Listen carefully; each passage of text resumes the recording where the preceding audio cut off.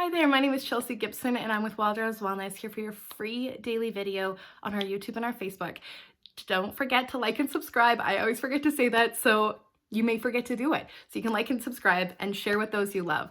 So today I wanted to talk about what we can do as parents, as aunts and uncles, as teachers to support children right now, because everything is changing for them. There's just like us, and there's a lot of unknowns. They're not able to connect with their friends. They're not going to school. They don't have that direct contact with their teachers or their school counselor. So how can we protect and actually educate our children on what's going on? The first thing you want to do, I'm a huge advocate for actually being honest with children. Now, there's a gradient of honesty. So you do want to soften the blow by speaking in certain ways that your child can understand, or the child that's in front of you can understand.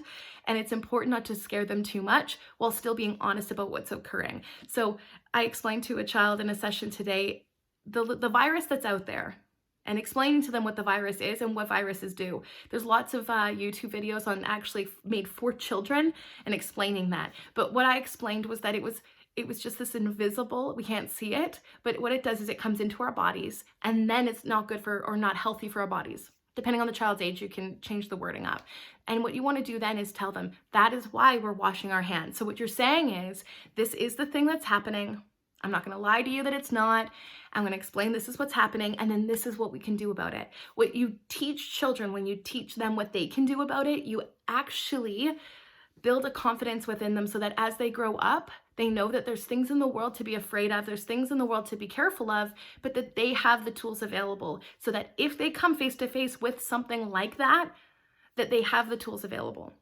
It's so important. It's something that as you practice and you work with children like I have, you learn. Each child's different, your explaining is going to change, and just learn to be adaptable. As a parent or a teacher or a support system for a child, don't try to be perfect.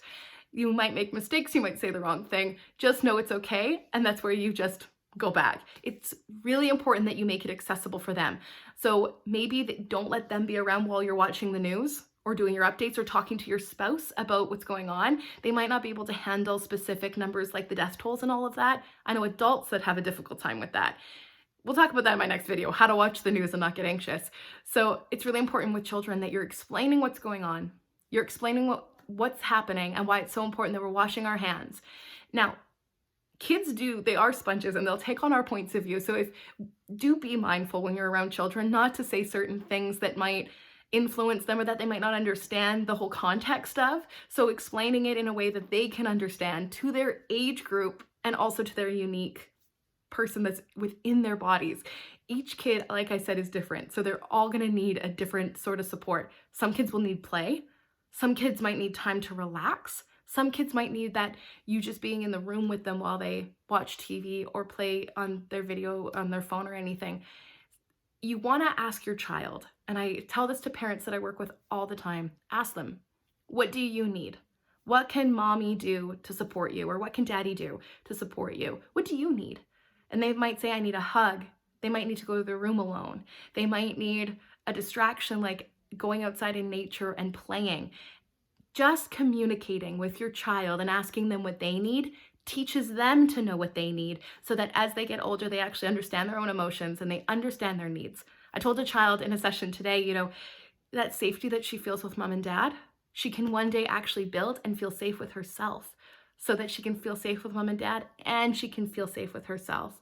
Because she said she feels so safe with mom and dad, but if her sister's babysitting, sometimes she doesn't feel as safe. And it's so important that children during this time feel safe.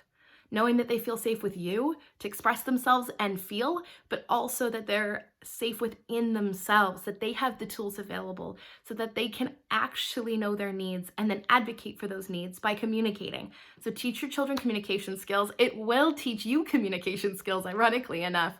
And then through that process, I've been shown that, parents end up communicating to each other and themselves better when they're teaching their children how to communicate. So this is a good family activity. I know it doesn't always sound like the most fun. Talking about our emotions can be frustrating and it can be uncomfortable. But if you start to actually be honest with yourselves and your children, they'll be honest with you and themselves. And that will actually create a stronger bond during this time, rather than trying to create something that more stress that we don't need. So talk to your children. If you'd like to book a session with you or your children, they're buy one, get one free right now. There is a link below, and I will see you guys tomorrow for another video. Thank you so much for being here and joining me for these videos. We will all get through this together. Bye for now.